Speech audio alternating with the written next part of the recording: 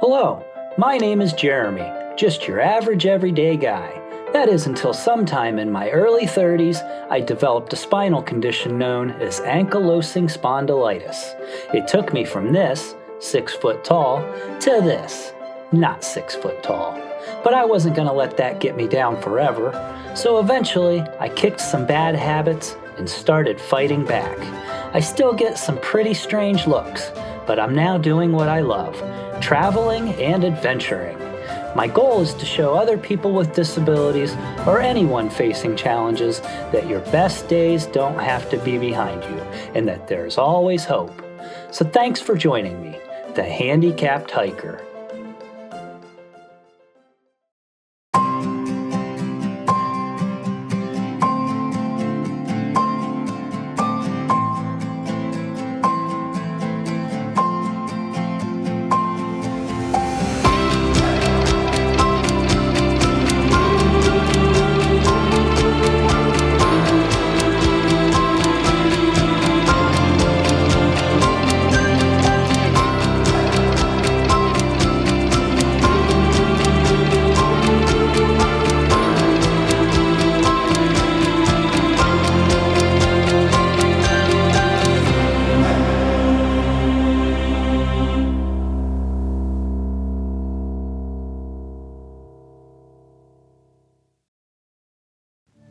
On the last episode, I left Mount St. Helens and spent a couple of days driving down the Oregon coast and then inland.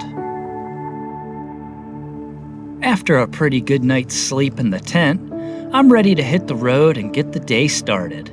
So let's jump right into this beautiful drive across Oregon and into the very underrated Idaho.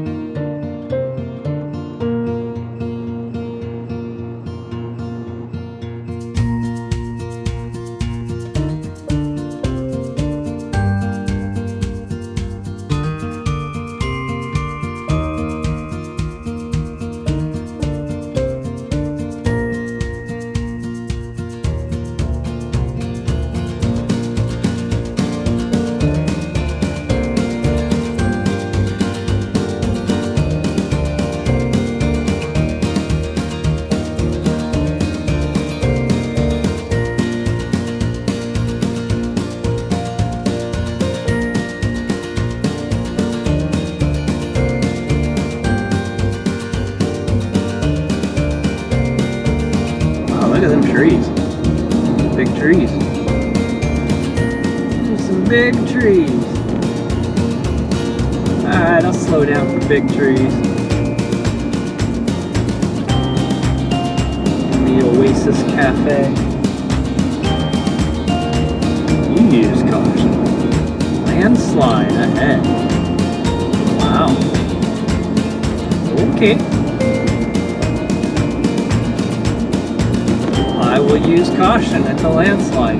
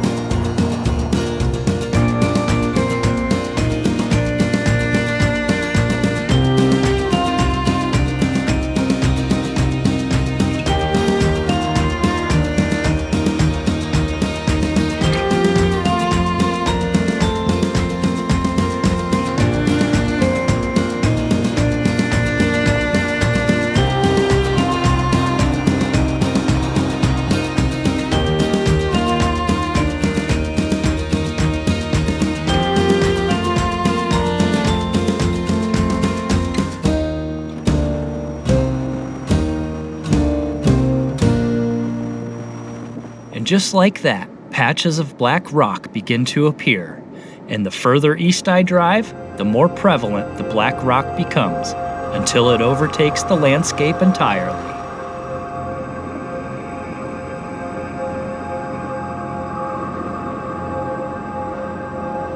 I have arrived at Craters of the Moon National Monument and Preserve.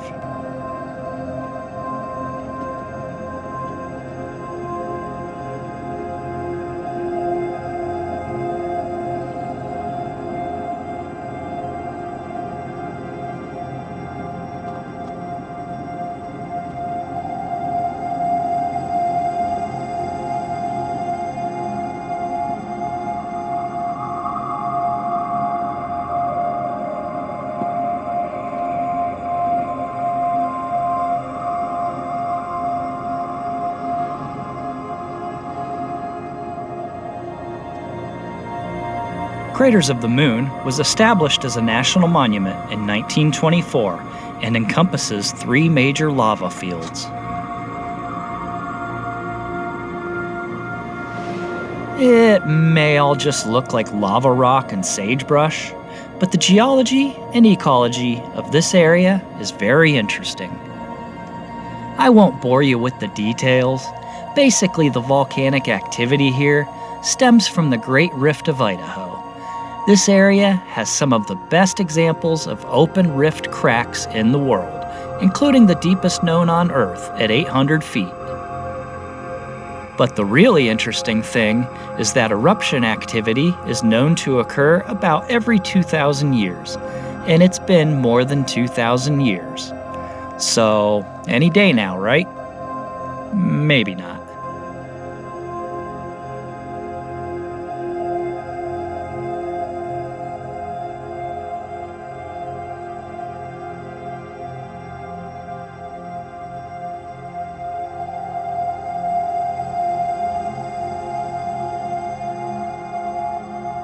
I'm exploring the drivable portion of the park today without any pre-planning. I'm going to do a couple of shorter trails, but after receiving some bummer news earlier, I just don't have any long-distance hikes in me today.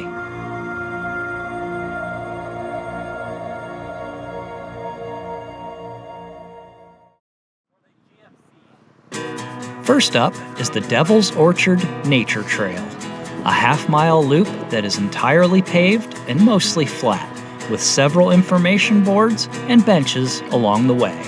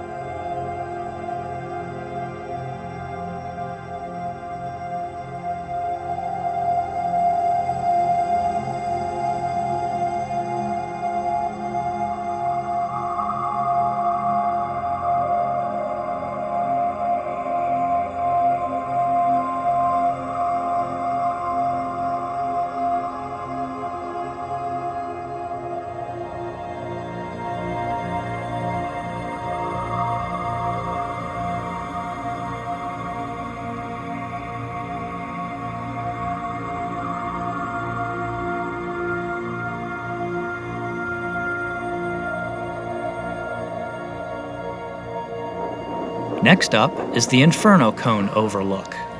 This trail is slightly less than half a mile total up and back, with 141 feet of elevation gain in a hurry. If you can make it up the slope, the view is literally breathtaking. Or maybe that's just the wind.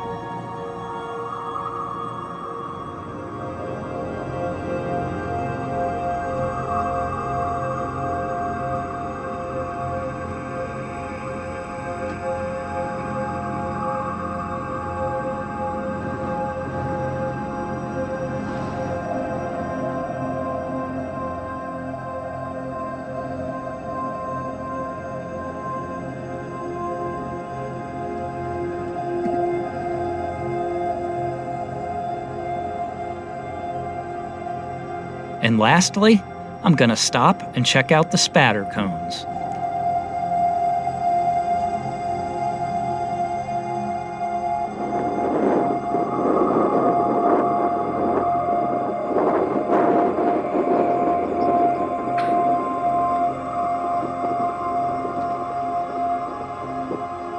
I wouldn't really call this a trail.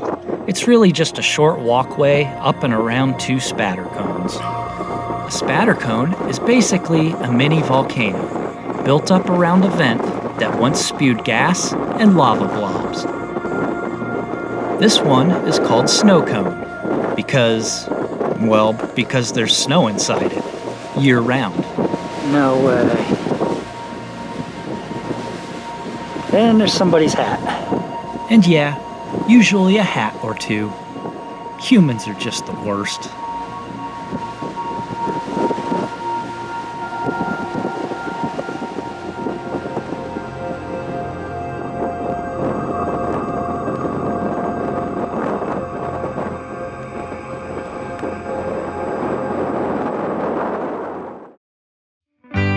And now, I'm just going to slowly drive my way out of the park.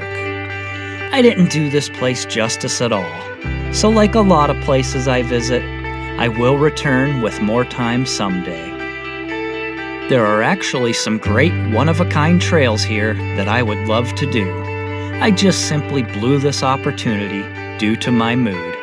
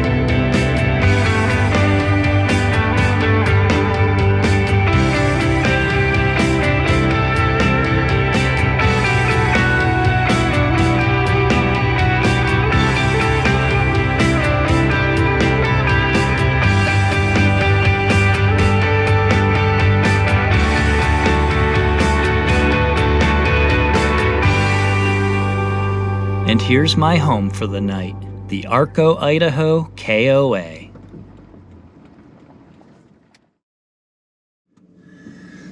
Another day, another KOA. We are out of here, folks.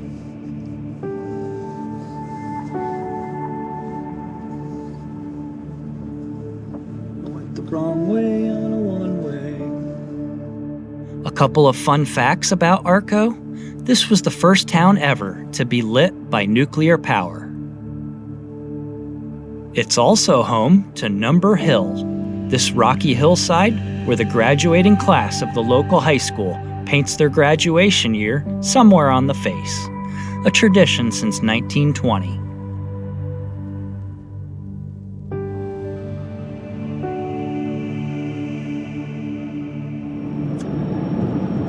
Today we are leaving Arco, Idaho, and we are heading towards Jackson, Wyoming.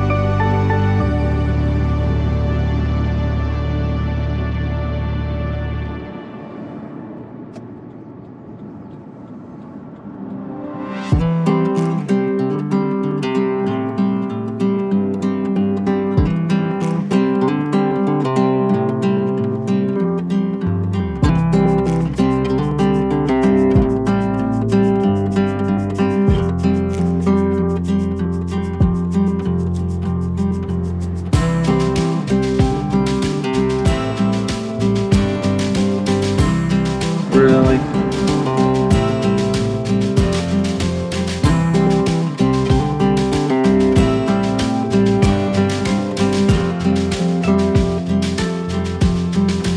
Yep, too many people.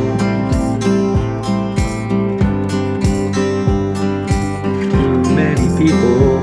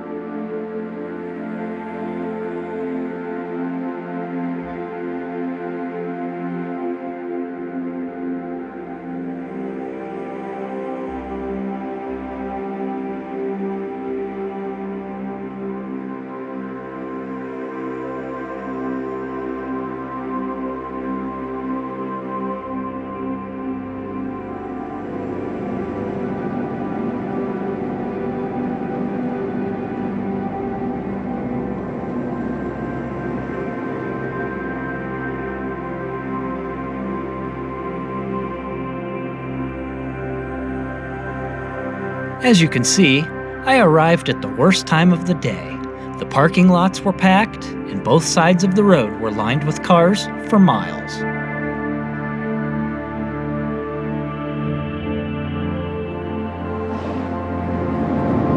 There's no way I'm parking a mile away from the trailhead. No way. We're just gonna have to get up early and come do it one of these other mornings. And that's what I did, in an upcoming episode, of course.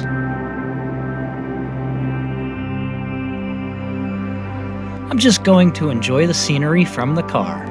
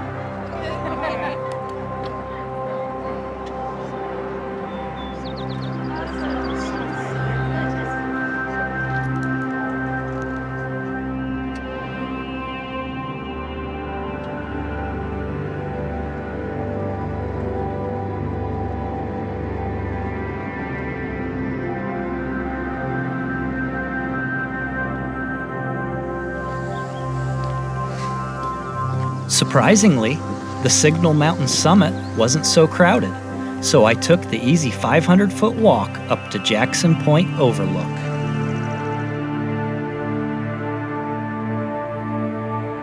I might argue that this is the best view in Grand Teton National Park, but I'll eventually check all the other ones out just to be sure.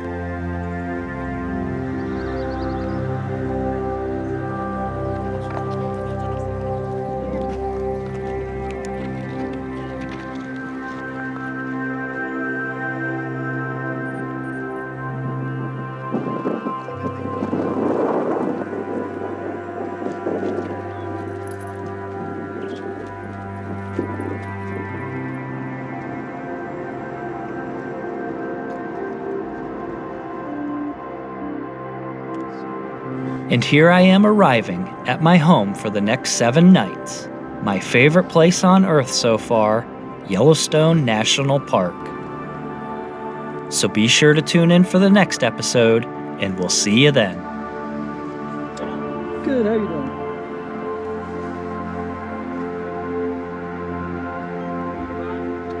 Yes, please. Thank you. Yep.